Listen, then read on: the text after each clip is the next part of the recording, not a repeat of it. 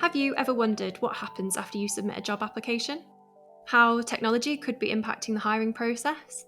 Or are you concerned that AI is making it more difficult for your CV to be seen by a human? We're discussing all that and more in today's episode of our Recruitment Misconceptions mini-series.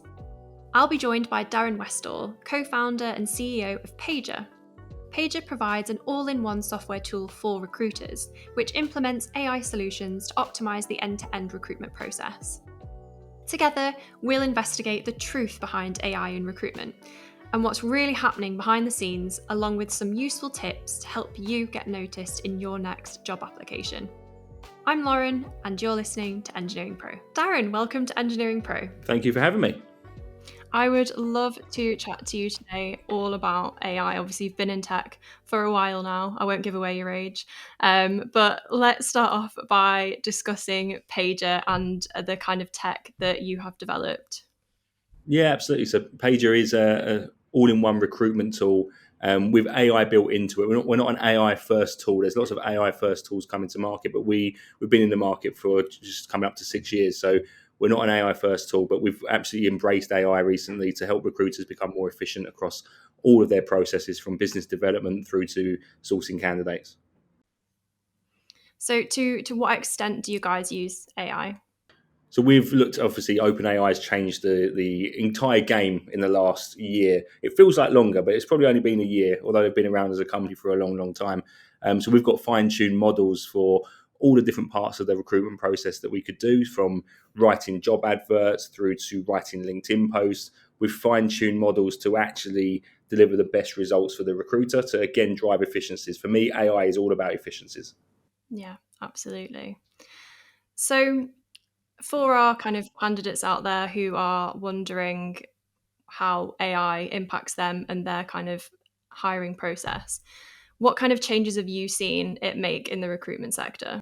The biggest thing for me is that obviously everybody now can do more of what they used to do, but it used to take them time. So actually we're seeing an increase in job applications because actually people can apply easier, all the way through to cover letters. It used to be a rarity that you used to get a cover letter, but actually now using AI, you can write cover letters very, very easily. So what I've seen is that the things that used to take time are no longer taking the time, which means there's a bigger volume of things happening. And it's probably harder now to stand out from the crowd. The things that if you just said, look, take your time, write that cover letter, make sure your CV is really, really, really good. Those things now can be done very, very quickly. So actually it's harder for candidates to stand out from the crowd, is what I've seen on the candidate side. On the recruitment side, it's much the same. They can do more. So actually they're able to do more with their day because they're automating the tasks that used to take a human to do. And what kind of, I suppose, misconceptions have you come across while you've been operating in this space? I think my kind of main take on it is that a lot of people have kind of cast assumptions around saying there'll be no need for people, there'll be no need for recruiters, like all of this, we can automate all of this. So what kind of things have you seen and what do you think about that?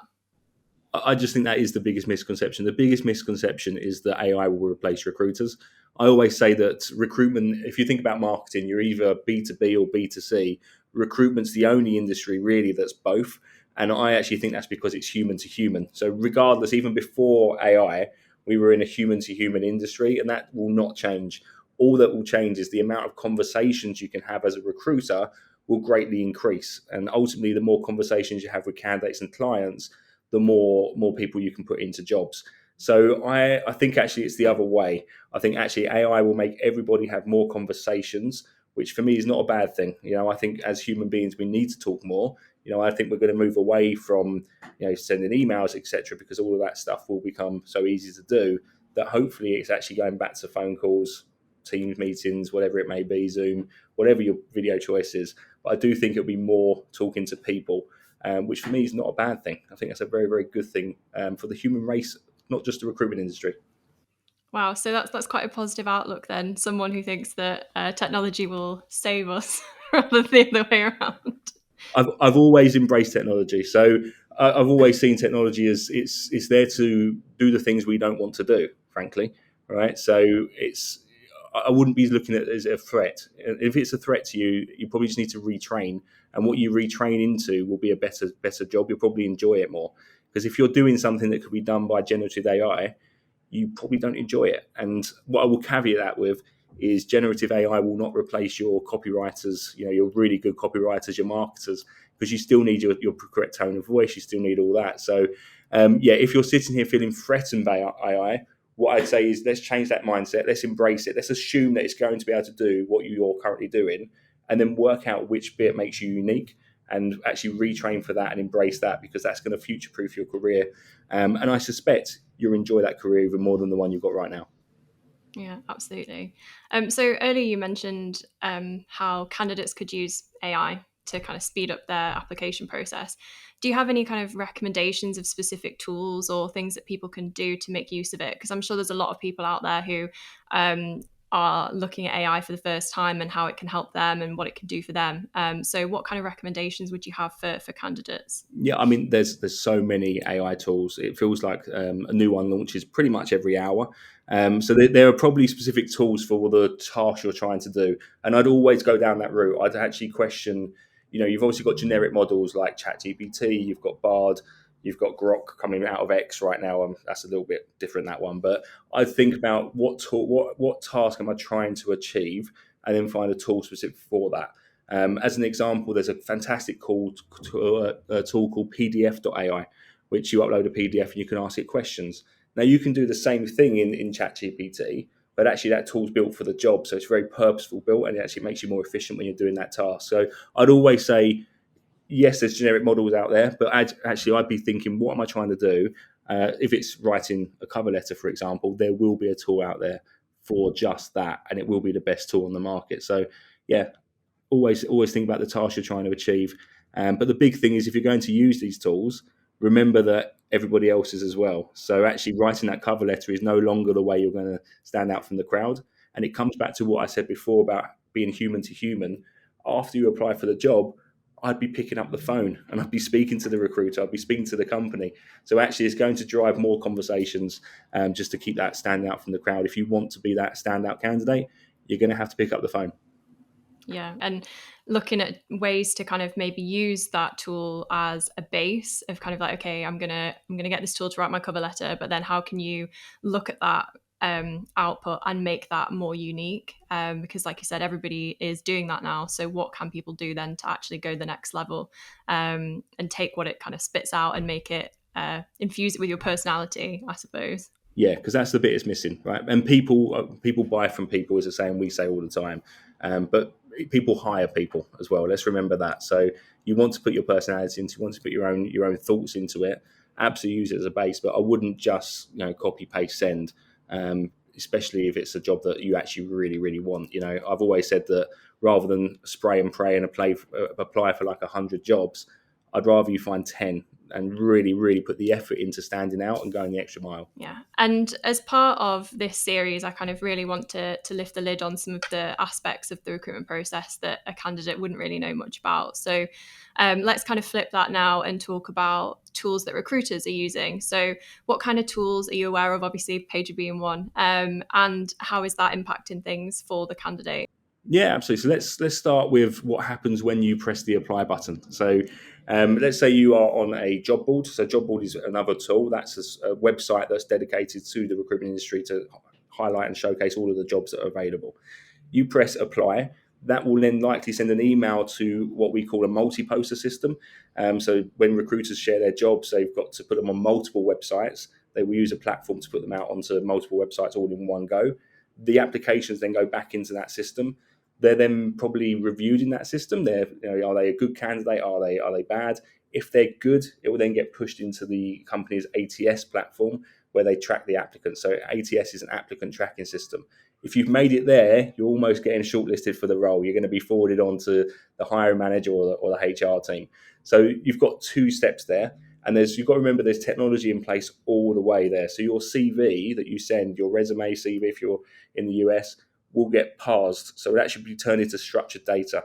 And all that structured data may actually lead to decisions being made. If you're applying for like a graphic designer role, please don't send an image of your CV looking really good, because actually have those technical systems got the ability to read the image? Have they got the ability to OCR? It's what it's called. Probably not. So you're best sticking to a text-based CV. After all of that, you then get sent on, right? You're going to have that conversation with the recruiter. But there's two bits of information there just to keep in mind. And the reason I say that is keep your CV simple. On top of that, you've got obviously tools like Paiger. Paiger's helping recruiters to actually advertise those roles onto social, build their personal brands. What I come back to is it's your opportunity to reach out to them. So yes, apply for that job, but if you can work out who is the recruiter behind the job, I would also connect with them on LinkedIn. I send them a message, like some of their posts. So actually, when they're reviewing the CVs, you're front of mind. Yeah. And something that I have enjoyed working in recruitment the last few years and watching kind of AI and tech develop is just how it kind of takes out a bit of that bias from like a job description. I find it quite interesting as someone who has hired people for a team. I always try and kind of put my job descriptions through those sorts of tools and just to see what comes out and to kind of highlight my own kind of language that may have some kind of bias in it. So I find that that's really an interesting development as well, and has really kind of changed the way that we write job descriptions. Yeah, and it's an age-old problem. Actually, there was a study from the American Psychology Association that proved that certain words can put females off applying for jobs if you use, I think it's 7 or more, so that your adverts can become strongly masculine coded. And they're all things that you don't really consider when you're starting putting a job advert there. So yeah, the ability to actually write job adverts using AI, remove those bias, as you say, is fantastic. It will open up a wider candidate pool, which I think we all agree we want, right? We want more diverse workforce. So I see AI helping that, but we've got to remember that AI is also trained on the internet, right? So we need to make sure that we are checking it, we are doing these things. It comes back to what I said before, right? It's a human to human industry, and it always will be. That's not going to change. And what I'd say is, as a candidate, the best thing you can do is find a good recruiter.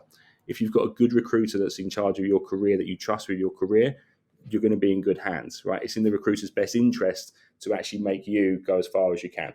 So I always say, look, try and find that person that's going to be your partner, if you like, in finding you a job.